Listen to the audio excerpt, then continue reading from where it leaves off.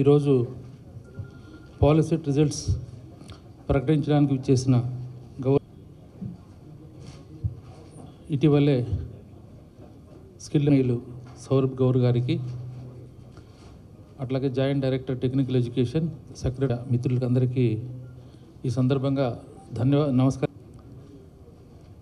పాలిటెక్నిక్స్లో ప్రవేశం కోసం ప్రతి సంవత్సరం పాలిసెట్ నిర్వహించడం అనేది ఆనవాయితీ. ఆ క్రమంలో ఈ సంవత్సరం కూడా ఈ పరీక్ష నిర్వహించాము. మన కంబైన్డ్ ఆంధ్రప్రదేశ్ బైఫర్కేట్ అయిన తర్వాత ఆంధ్రప్రదేశ్లో అత్యధికంగా ఈ సంవత్సరం అప్లై చేసుకున్నారు పిల్లలు. పరీక్ష కూడా అత్యధిక శాతంలో అపీర్ అయ్యారు. అట్లాగే అకాడమిక్ ఇయర్ను కోవిడ్ వల్ల డిస్టర్బ్ అయినప్పటికీ సరిచేసే విధంగా ఈ సంవత్సరం అడ్వాన్స్గా నిర్వహించి ట్రాక్లోకి తీసుకోవడానికి ప్రయత్నం చేస్తూ,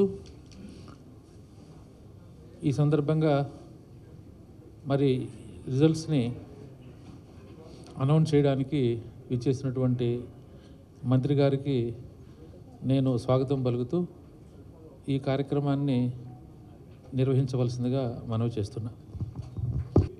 వచ్చేసినటువంటి గౌరవ్ మంత్రి గారికి, అట్లానే నాతో పనిచేసినటువంటి గౌరవ్ ఈ కమిషనర్ టెక్నికల్ ఎడ్యుకేషన్ భాస్కర్ గారికి, ఇతర అధికారులందరికీ మరియు మీడియా మిత్రులకి నా శుభాకాంక్షలు.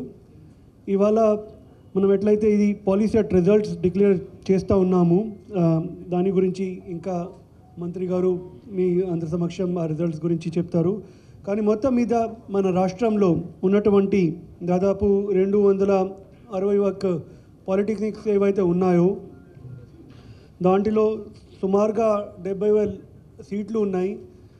సో ఇవాళ పాలిటెక్నిక్స్లో కూడా ఒక నాణ్యత కలిగినటువంటి ఎడ్యుకేషన్ని మనం పిల్లలకి కల్పించాలనే బృహదోద్దేశ్యంతో ప్రభుత్వం పనిచేస్తూ ఉంది. పాలిటెక్నిక్స్లో నూతనమైనటువంటి సబ్జెక్ట్స్ని అట్లానే కోర్సెస్ని తీసుకురావాలని, వాటిని ఇండస్ట్రీ ఓరియంటేషన్ వాటికి బాగా ఉండాలని అది ప్రభుత్వం యొక్క ఆలోచన. అట్లానే పాలిటెక్నిక్స్లో కూడా ఇండస్ట్రీతో మంచి టైఅప్ పెట్టుకోవాలా అనేది కూడా స్కిల్ డెవలప్మెంట్ కింద ఒక ఓవరాల్ ఏదైతే టెంప్లెట్ తయారు చేయడం జరుగుతూ ఉందో దాంట్లో it is very important that polytechnics and the 70,000 odd students who pass out of there వాళ్ళు అందరూ ఇండస్ట్రీ రెడీనెస్ వాళ్ళకి ఉండాలని. సో ఇవన్నిటిని కోల్చుకొని ఓవరాల్ ప్లాన్ గవర్నమెంట్ తరఫున తయారు చేయడం జరిగింది. And you will see more action happening on that also. We are committed to welfare of youth and under the guidance of honourable minister I'm sure that we'll be taking all necessary steps that the future of these children these students who pass out of our polytechnics is very bright, and they are a part of the demographic dividend that the country is looking to. With these few words, may I now request Honorable Minister to please release the results of PolySet 2022.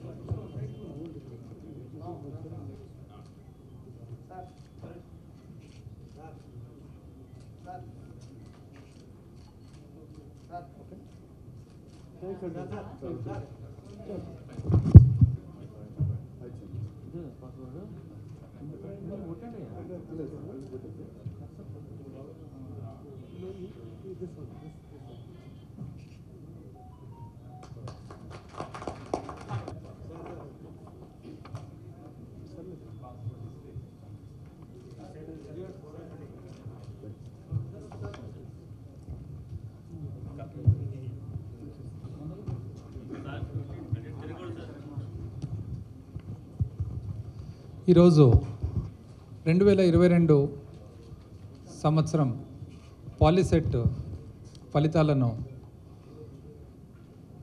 Announce చేసేదానికి ఈ కార్యక్రమానికి వచ్చినటువంటి principal secretary skill development and ట్రైనింగ్కు Shri Saurabh Gaur IAS గారు, అదేవిధంగా of technical education and training Shri K Vijayabhaskar గారు, అదేవిధంగా joint director department of technical education Shri A Nirmal Kumar Priya గారు, ఇతర డిపార్ట్మెంట్కు సంబంధించినటువంటి అధికారులు, మీడియా మిత్రులు, పుర ప్రముఖులు అందరికీ కూడా నా హృదయపూర్వక నమస్కారాలు తెలియజేస్తా ఉన్నా. ఈరోజు ఈ రిజల్ట్స్ అనౌన్స్ చేస్తూ చాలా సంతోషంగా, అంటే వీఆర్ వెరీ ప్లీజ్ టు, అదేవిధంగా గర్వంగా కూడా వీఆర్ వెరీ ప్రౌడ్. ఎందుకు ప్లీజ్డ్ అంటే పర్సంటేజ్ ఆఫ్ క్వాలిఫైడ్ స్టూడెంట్స్ చూసినట్లయితే క్రమక్రమంగా 2018 సంవత్సరం నుంచి 2018 సంవత్సరంలో 80% ఉండగా, 2019 సంవత్సరంలో 84% ఉండగా, 2020 సంవత్సరంలో 84% రాగా, 2021 సంవత్సరంలో 94% రాగా, 2022 సంవత్సరంలో 91%గా, ఇంచుమించు 91.8 అంటే 92%గా ఈరోజు క్వాలిఫైడ్ ఉన్న స్టూడెంట్స్ను మనం గమనిస్తున్నాం. అదేవిధంగా మనకున్న ఎన్ని ప్రభుత్వ పాలిటెక్నిక్స్ ఉన్నాయి, ఎన్ని ప్రైవేట్ పాలిటెక్నిక్స్ ఉన్నాయనేది ఇప్పుడే సెక్రటరీ గారు మనకు తెలియజేయడం జరిగింది.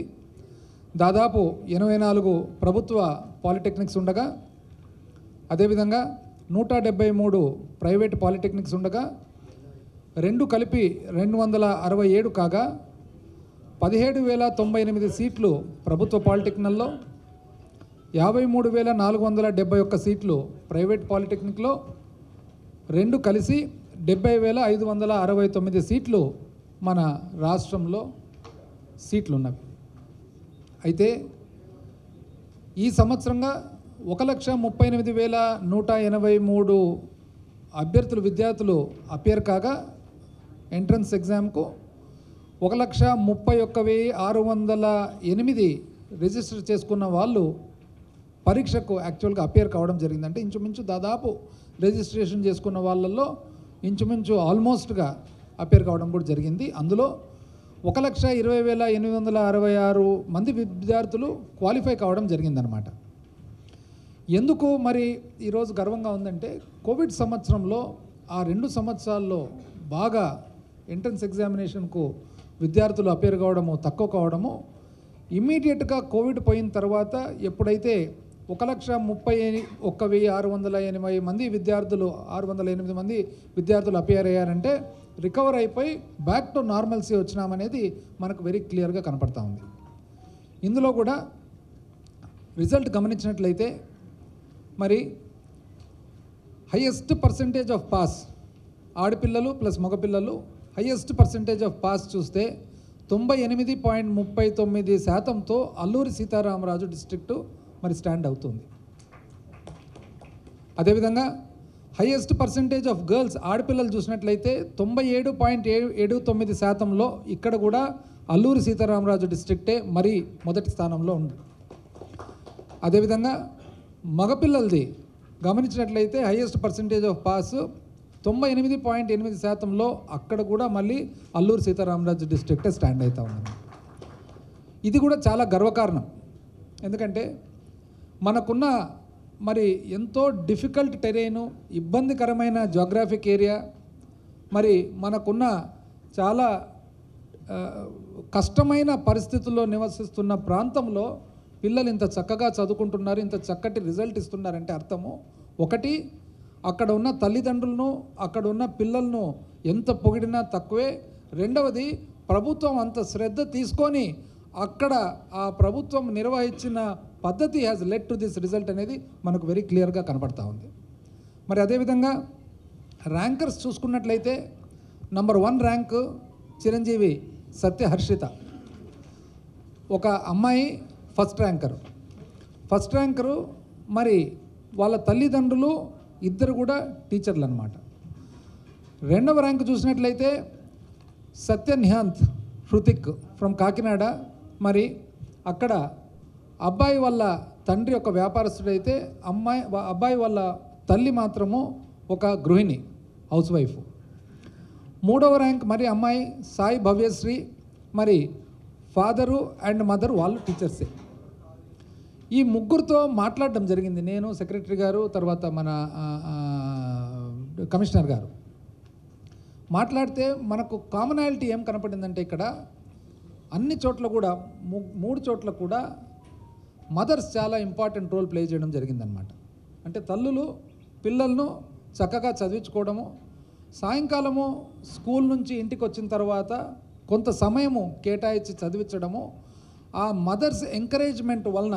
ఎందుకంటే ఫాదర్స్తో మాట్లాడితే ఫాదర్సే మరి ఆల్దో వాళ్ళు టీచర్సు, వాళ్ళు కూడా పార్టిసిపేట్ చేసినా కూడా ఇక్కడ మనకు కనపడతా ఉండేది mothers have played a very important role. So ఇక్కడ టేక్అవే ఏమంటే ఒకటి, ఈ పాలిసెట్ రిజల్ట్సే కాకుండా వేరే ఏ ఎగ్జామ్స్ అయినా కూడా మనకు అర్థమవుతుండేది, ఇంట్లో మదర్స్ ఎక్కడైతే పిల్లల చదువుల్లో ఇంపార్టెంట్ రోల్ ప్లే చేస్తూ ఉన్నారో అక్కడంతా కూడా పిల్లలు బాగా సక్సెస్ఫుల్ అవుతున్నారనమాట. అండ్ 2వ టేక్అవే వచ్చేసి ఆడపిల్లలు ఇంత చక్కగా చదువుకుంటున్నారనేది కూడా మనకు దీంట్లో టేక్అవే కనపడుతుంది. అయితే పాలిటెక్నిక్ అనేటప్పటికీ, వొకేషనల్ ట్రైనింగ్ అనేటప్పటికీ సహజంగా గత ఒక 2 దశాబ్దాలుగా మనకు మెడిసిను, ఇంజనీరింగు, ఇటువంటి మరి డిగ్రీలు, ఇటువంటి చదువులు, పై చదువులు మనకు ఇంపార్టెంట్గా కనపడుతున్నాయి. చాలామంది అభిప్రాయంలో పాలిటెక్నిక్ కానీ, వొకేషనల్ ట్రైనింగ్ కానీ, నర్సింగ్ కానీ ఇవి ఒక రకమైన ఆ చదువుల కంటే కూడా ఒక స్టెప్పు తక్కువ అనే ఒక భావన చాలామందిలో ఉంది. కానీ అది పొరపాటు. ప్రపంచవ్యాప్తంగా మనం చూసినట్లయితే డెవలప్డ్ నేషన్స్ ఏవైతే ఆల్రెడీ అభివృద్ధి చెందిన దేశాలు ఉన్నాయో అక్కడంతా కూడా ఈ డిగ్రీలు, అకాడమిక్ క్వాలిఫికేషన్ ఇచ్చే డిగ్రీస్ ఏవైతే ఉన్నాయో, వొకేషనల్ ట్రైనింగ్ అండ్ మళ్ళా టెక్నికల్ క్వాలిఫికేషన్ వచ్చే పాలిటెక్నిక్స్ కానీ, ఐటీఐలు కానీ, డిప్లొమాలు కానీ సరిసమానంగా విలువ ఉందన్నమాట. అంటే మనము డెవలప్డ్ నేషన్స్ పోయి చూసినట్లయితే డాక్టర్లకు ఎంత విలువ ఉందో నర్సులకు కూడా ఈక్వల్ అమౌంట్ ఆఫ్ విలువ ఉంది. ఇంజనీర్లకు ఎంత విలువ ఉందో డిప్లొమా అండ్ వొకేషనల్ ట్రైనింగ్ తీసుకున్న వాళ్ళకు సరిసమానమైన విలువ ఉంది. ఎందుకంటే ఎవరి పనిలో ఎవరు చేసే పని వాళ్ళకు ఒక 2 రూట్లుగా ఉందన్నమాట. ఒక ఇంజనీరు డిజైన్ అండ్ థియరీలో ఎక్కువ ఉంటే ప్రాక్టికల్గా దాన్ని ఇండస్ట్రీలో అమలుపరిచేది ఫైనల్గా జనరల్గా టెక్నికల్ ఎడ్యుకేషన్, ఎస్పెషల్లీ పాలిటెక్నిక్స్ నుంచి, డిప్లొమాస్ నుంచి వచ్చిన ప్రోడక్టే దీన్ని ఇంప్లిమెంట్ చేస్తారనమాట. కాబట్టి మన దేశంలో, మన రాష్ట్రంలో కూడా ఏదైతే అభివృద్ధి చెందిన రాష్ట్రాలు మరి ఫాలో అవుతూ ఉన్నారో, అనుసరిస్తూ ఉన్నారో అదే రకమైన సిస్టంలో భాగంగా స్కిల్ డెవలప్మెంట్ కానీ, ట్రైనింగ్ కానీ, ఐటీఐలు కానీ, పాలిటెక్నిక్లు కానీ మన ఇంజనీరింగ్ కాలేజీలకు, ఇంజనీరింగ్ స్టూడెంట్స్కు, అదేవిధంగా నర్సింగ్ స్టూడెంట్స్ ఎవరైతే ఉన్నారో మరి మెడికల్ స్టూడెంట్స్కు సరిసమానంగా తీసుకురావాలనే ఒక భావన మన ప్రభుత్వాన్ని, మన గౌరవ ముఖ్యమంత్రి గారిది ఉందని చెప్పి ఈరోజు నేను గర్వంగా తెలియజేస్తా ఉన్నాను. ఈరోజు గమనించినట్లయితే మన రాష్ట్రమే చూసుకుందాం. కొంతమంది ప్రముఖులు ఎవరైతే మరి డిప్లొమా పొందారో వాళ్ళు ఎక్కడెక్కడ ఉన్నారని చూసినట్లయితే శ్రీ ఎం గిరిజాశంకర్ గారు ఐఏఎస్ అధికారి, one of the senior most అధికారి అండ్ రెస్పెక్టెడ్ అధికారి ఈరోజు రాష్ట్రంలో. తాను diploma in mechanical engineering, government polytechnic, Visakhapatnam during 1982-85లో ఆయన ఎడ్యుకేషనల్ కెరీర్ స్టార్ట్ అయిందనమాట. అదేవిధంగా రేవు ముత్యాల రాజు గారు IAS, he studied diploma electrical engineering at SMVM polytechnic Tanuku during the period 1994-97. First rank in IAS in the country తన బ్యాచ్లో. అదేవిధంగా ఈరోజు he's secretary in the chief minister's office. Professor BS Murthy గారు, he is the director of Indian institute of technology Hyderabad. ఆయన diploma in metallurgy at government polytechnic Vijayawada 1983 నుంచి 86లో. అదేవిధంగా doctor Murthy Ella VVS, general manager at Beckwith, diploma in electrical engineering Andhra polytechnic Kakinada 1973 నుంచి 1976. శ్రీ ఎన్ సంజయ్ గారు, IPS అధికారి, senior అధికారి, additional director general of police Vijayawada, diploma in mechanical engineering at government polytechnic Visakhapatnam 1981 నుంచి 84. శ్రీ షేక్ మన్నన్ గారు, diploma in electrical engineering government polytechnic Vijayawada and unmanned fire suppression system for Indian రైల్వేస్లో తనకు patent కూడా రావడం జరిగిందనమాట. అంటే ఇది గమనిస్తే మనము పాలిటెక్నిక్లో డిప్లొమా పొందిన, ఐటీఐలో వొకేషనల్ ట్రైనింగ్ పొందిన, లేదా నర్సింగ్ కాలేజ్లో మరి నర్సింగ్ కోర్స్ పాస్ అయినా కూడా సమాజంలో కానీ వ్యవస్థలో కానీ సమానమైన విద్య పొందినట్లు అనేది మనకు క్లియర్గా అర్థమవుతుందన్నమాట. కాబట్టి మన ప్రభుత్వం కూడా ఒక రిన్యూడ్ ఎఫర్ట్తో స్కిల్ డెవలప్మెంట్ కానీ, అదేవిధంగా ఐటీఐలలో ఉన్న మన కోర్సు కానీ, పాలిటెక్నిక్స్కు సంబంధించిన కోర్సులు కానీ, కరికులం కానీ ఇవన్నీ కూడా రీడిజైన్ చేస్తూ మన రాష్ట్రము మనకున్న యువకులు ఎవరైతే ఉన్నారో వాళ్ళందరినీ కూడా రెడీ ఫర్ ఎంప్లాయ్మెంట్, అంటే మన పాలిటెక్నికల్ నుంచి కానీ, మన ఐటీఎల్ నుంచి కానీ, మన స్కిల్ డెవలప్మెంట్ సెంటర్స్ నుంచి కానీ బయటకు వచ్చిన తర్వాత రెడీ ఫర్ ఎంప్లాయ్మెంటే కాకుండా లేటెస్ట్ విధానంలో లేటెస్ట్ కోర్సులతో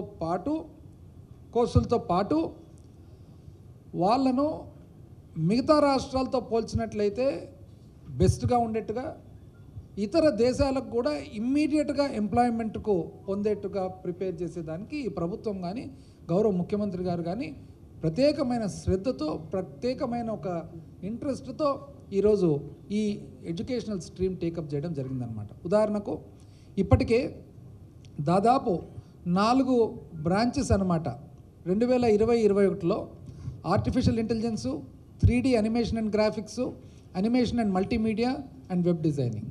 అదేవిధంగా 2022-24 సంవత్సరానికి కానీ ఇప్పుడు ఇంట్రడ్యూస్ కాబోతూ ఉన్నాయి కొన్ని పాలిటెక్నిక్స్లో cloud computing and big data, artificial intelligence and machine learning, communication and computer networking. So ఇవన్నీ లేటెస్ట్ కోర్సెస్ ఏవైతే ఉన్నాయో, అండ్ ఇండస్ట్రీ అన్న తర్వాత, పరిశ్రమ అన్న తర్వాత కేవలం మ్యానుఫ్యాక్చరింగ్ ఇండస్ట్రీ ఒకటే కాకుండా హాస్పిటాలిటీ కూడా ఒక పరిశ్రమనే. ఈరోజు మనం గమనించినట్లయితే హోటల్ ఇండస్ట్రీలో మన రాష్ట్రంలో కాదు ఇతర రాష్ట్రంలో ఎక్కడ చూసినా కూడా ఎక్కువ శాతం హోటల్ ఇండస్ట్రీస్లో ఒరిస్సా నుంచి వచ్చిన పిల్లలు కనపడుతూ ఉన్నారనమాట. మరి ఇదే హోటల్ ఇండస్ట్రీలో మన పిల్లలు కూడా అన్ని రకాల 5 స్టార్ హోటల్స్ నుంచి కింద హోటల్స్ వరకు పనిచేసేదానికి అన్ని అవకాశాలు ఉన్నాయి, ప్రొవైడెడ్ ప్రాపర్ ట్రైనింగ్ వాళ్ళకి ఇచ్చింది. అదేవిధంగా మనకు హెల్త్ సెక్టర్లో కూడా nursing care and other allied care కూడా, paramedical and other allied care కూడా విపరీతమైన డిమాండ్ ఉంది, నేషనల్ అండ్ ఇంటర్నేషనల్.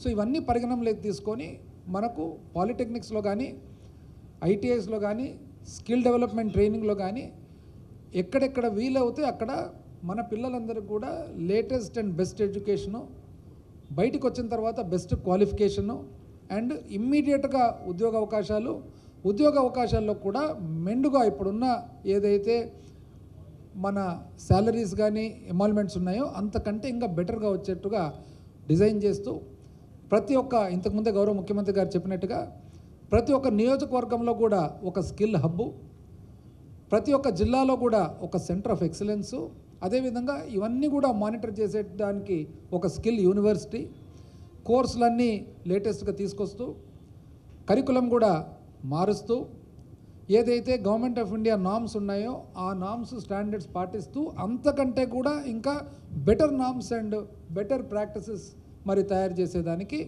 మరి అందరం కూడా ప్రభుత్వంలో మరి ఆ పద్ధతిలో మనము వర్క్ చేస్తూ ఉన్నాము. రాబోయే కాలంలో నెక్స్ట్ 1 year లోపల ఆ రిజల్ట్స్ కూడా ఖచ్చితంగా కనపడతాయని చెప్పి భావిస్తున్నాము. రాబోయే కాలంలో ఇన్ ద ఫ్యూచర్ ఆంధ్రప్రదేశ్ రాష్ట్రం అన్న తర్వాత మన ప్రోడక్ట్, ఎందుకంటే మనలో ఒక ప్రత్యేకత ఉంది, ఎక్కడ గమనించినా కూడా తెలుగు వారిలోనే, తెలుగు జాతిలోనే ఒక ప్రత్యేకత ఉంది. ఏ రాష్ట్రానికి పోయినా, ఏ దేశానికి పోయినా కూడా తెలుగువారిపై కలిసిమెలిసి అందరితో పాటు ఉన్నట్లుగా వీళ్ళు తెలుగువారు ఎక్కడైతే మరి మంచి పొజిషన్స్కు ప్రామినెంట్ పొజిషన్స్కి వచ్చినారో అది చాలా తక్కువ మరి భాషకు సంబంధించిన ప్రాంతాలకు కానీ మరి అదేవిధంగా జాతులకు కానీ ఉంటాయి. కాబట్టి ఈరోజు గర్వంగా ఆ క్వాలిటీ మన తెలుగువారిలో ఏదైతే ఉందో ఆ క్వాలిటీని మరింత ప్రపంచవ్యాప్తంగా మరి మనము పేరు ప్రఖ్యాతులు తెచ్చుకునేదానికి ఈ ప్రభుత్వము మరి అన్ని రకాలకు కూడా మరి కష్టపడుతుందని చెప్పి తెలియజేస్తూ మరొక్కసారి కూడా వచ్చిన ఈరోజు మిత్రులందరికీ కూడా నా హృదయపూర్వక నమస్కారాలు తెలియజేస్తూ సెలవు తీసుకుంటాం. సెక్రటరీ గారు చెప్పినట్టు ఇండస్ట్రీ రిక్వైర్మెంట్ ప్రకారం మార్పు చేయాల్సినటువంటి అవసరం మీద దృష్టి పెట్టాము.